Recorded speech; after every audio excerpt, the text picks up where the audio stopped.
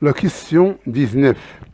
L'aire sous la courbe d'équation y est égale à 1 sur 1 plus x au carré. Et au-dessus de la parabole d'équation y est égale à x carré sur 2. Hey. La question 20, soit f la fonction définie sur l'intervalle 1e par f de x est égal à ln de x sur x. Et c'est f sa courbe représentative dans un repère orthonormé, tel que la norme de I est égale à la norme de J est égale à 2 cm. Donc le volume du solide engendré par la rotation de C de F autour de l'axe des abscisses. La question 21, soit la fonction f de x est égale à l'exponentielle de x au carré moins cosinus de x sur 2x carré. Donc quelle est la limite au point 0 de f de x?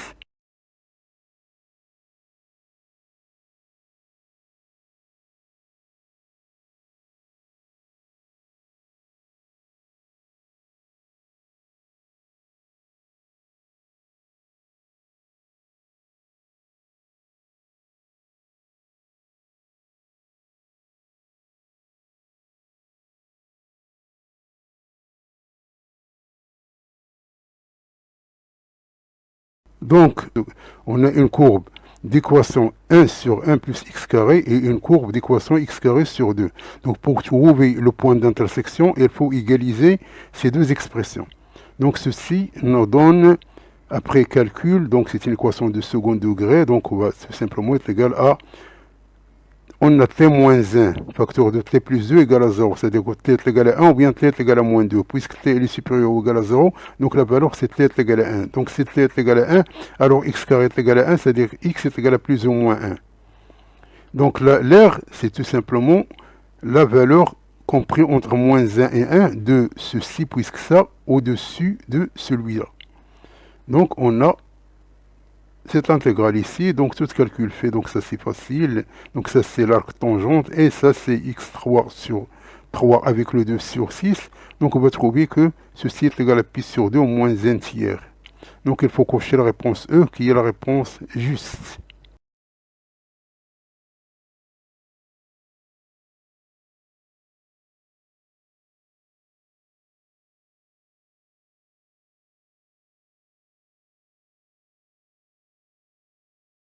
La question 20, c'est ce qu'on appelle le volume engendré par la rotation. Donc on a f de x est égal à cette expression-là, avec x décrit l'intervalle 1e. Donc v, c'est tout simplement, la formule, c'est pi entre 1 et e de la fonction au carré, d de x. Donc on va poser t est égal à ln de x, donc dt c'est d de x sur x, c'est-à-dire que dx c'est x dt. Et x, elle est égale à l'exponentielle de t. Donc d'où x, elle est égale à l'exponentielle de t. Donc on a cette expression ici. Donc on va faire un changement de variable. Donc ln de x au carré sur x carré d de x, elle est égale à t au carré sur e de t, puisqu'on va remplacer x par son expression. dt, c'est-à-dire ceci, elle est égale à t au carré, ça, parce que l'exponentielle de t sur l'exponentielle de t, c'est l'exponentielle de moins t, dt. Donc le changement des bornes, puisqu'on a changé la variable. Donc si x égale à 1, t égale à 0. Et si x égale à e, t égale à 1. Donc cette expression ici devient cette expression ici. Donc ça, c'est tout simplement, c'est facile, il faut qu'on intègre deux fois. C'est-à-dire, on va poser u est égal à t au carré, fv' est égal à e au moins t, puis c'est très long, c'est pour ça que j'ai pas exploité, mais c'est facile, tout simplement, je vous donne le résultat, et elle est égale à cette expression ici. Donc, cette expression ici, elle est égale à cette valeur ici, puisque ça c'est l'intégrale. Donc maintenant on va faire les bornes, c'est-à-dire les bornes entre 0 et 1. Donc on va trouver ce terme ici, c'est-à-dire égal à moins 5 sur E plus 2 avec unité de volume. Et l'unité de volume c'est 2. Ici c'est 2 cm, c'est-à-dire 2 fois 2 fois 2. C'est 8 cm cubes. C'est-à-dire 8 c'est 2 à la puissance 3. Donc on va multiplier par ce terme ici, ça nous donne 8pi facteur de 2 moins 5 sur E centimètres cubes. Donc il faut cocher la réponse A, qui est la réponse juste.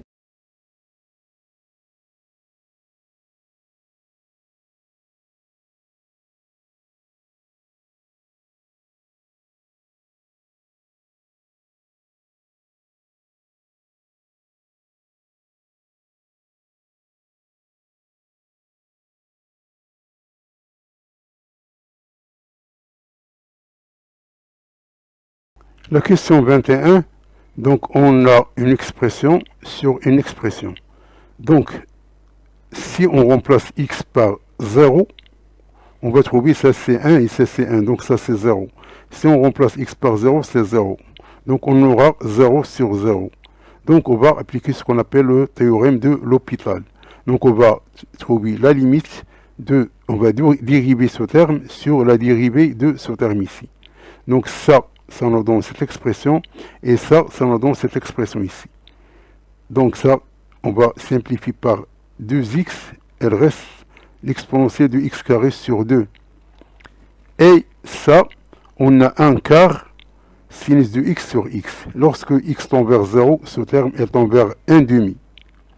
Et ce terme-là, ça c'est 1 quart et ça c'est 1. Donc il est égal à 3 quarts, donc il faut cocher la réponse C.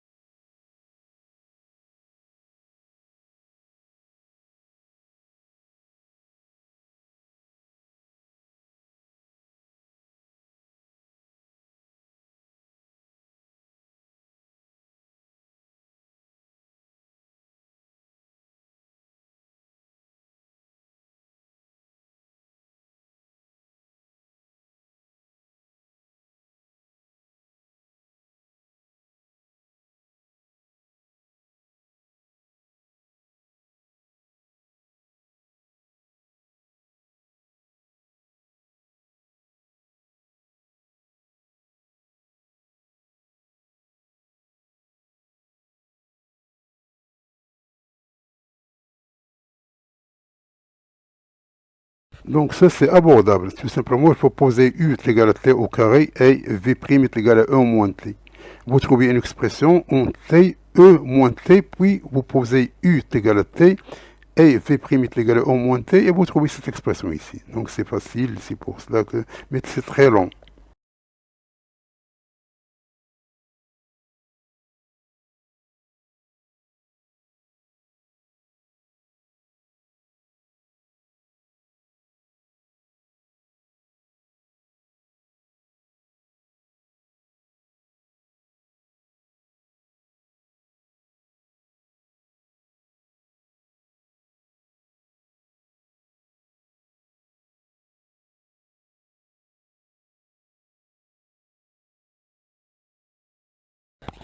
La question 22, la valeur de l'intégrale 0 à 1 de 1 moins x1 sur 1 moins x d de x.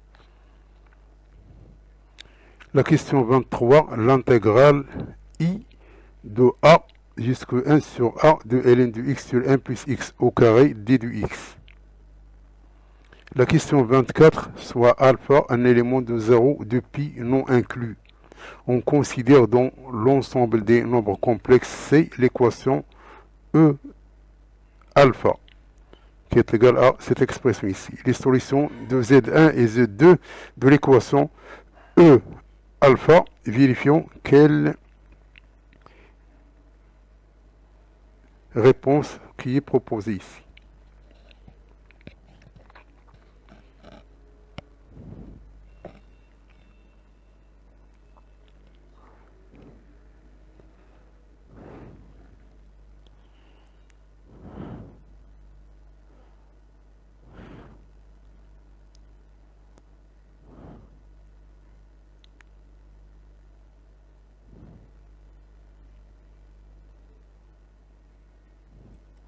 Donc, on a cette intégrale ici.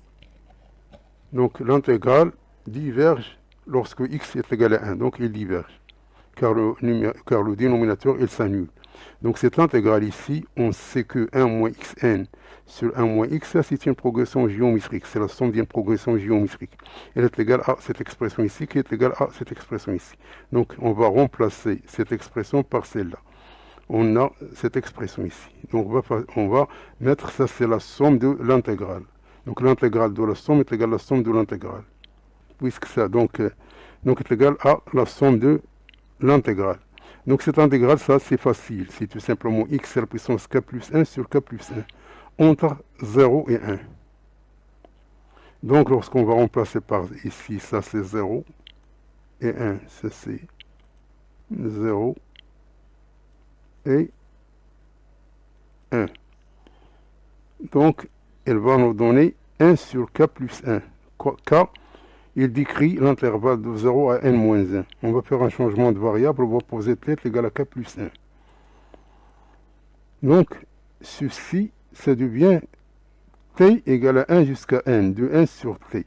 Et puisque k et t sont ce qu'on appelle des lettres muettes, donc c'est-à-dire que c'est égal à la somme de k égale à 1 jusqu'au k égale à 1 sur k. C'est-à-dire que cette intégrale, elle est égale à cette expression ici. Donc la réponse, c'est la réponse D.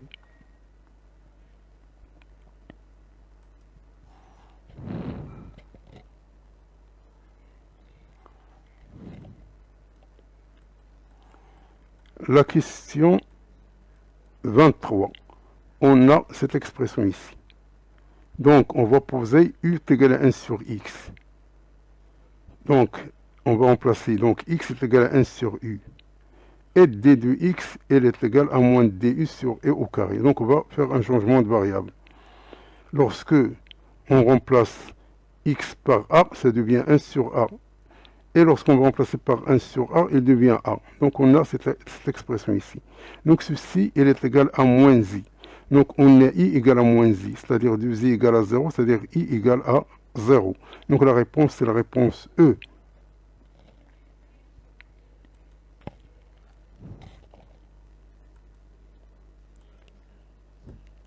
La question 24.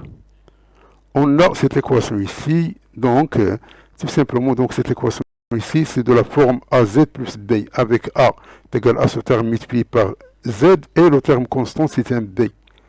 Donc, delta, c'est A au carré moins 4B. Donc, A au carré, elle est égale à cette expression ici, et B, elle est égale à cette expression ici, c'est-à-dire que, après exploitation de A au carré, tout ça, donc ça nous donne delta, elle est égale à ce terme ici. Donc, Z, elle est égale à moins A, plus ou moins racine de delta sur 2.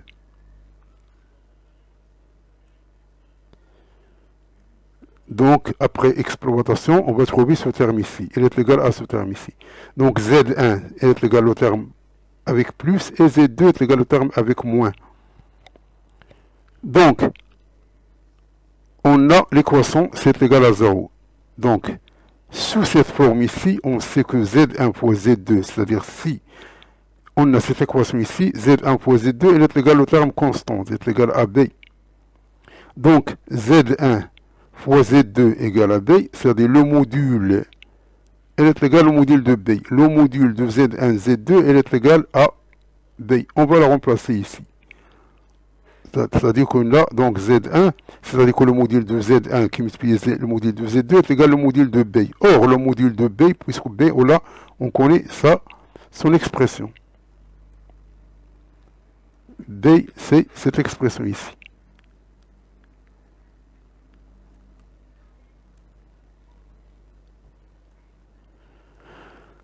Donc, le module de B, c'est cette expression ici, puisque le module de I, c'est 1, et le module ici, c'est 1. Donc, il reste 2 à la puissance 2 alpha plus 1. Donc, si il est égal à 2 alpha plus 1, donc, ceci va nous donner que, puisqu'ici, on a un produit, c'est-à-dire que le module de Z1 est égal au module de Z2 est égal à 2 à la puissance alpha plus 1 demi. car 2 à la puissance alpha plus 1 demi qui multiplie 2 à la puissance alpha plus 1 demi, ça nous donne 2 à la puissance 2 alpha plus 1. Z1 et Z2 ont même module. Donc les modules sont identiques, donc il faut cocher la réponse C, qui est la réponse juste.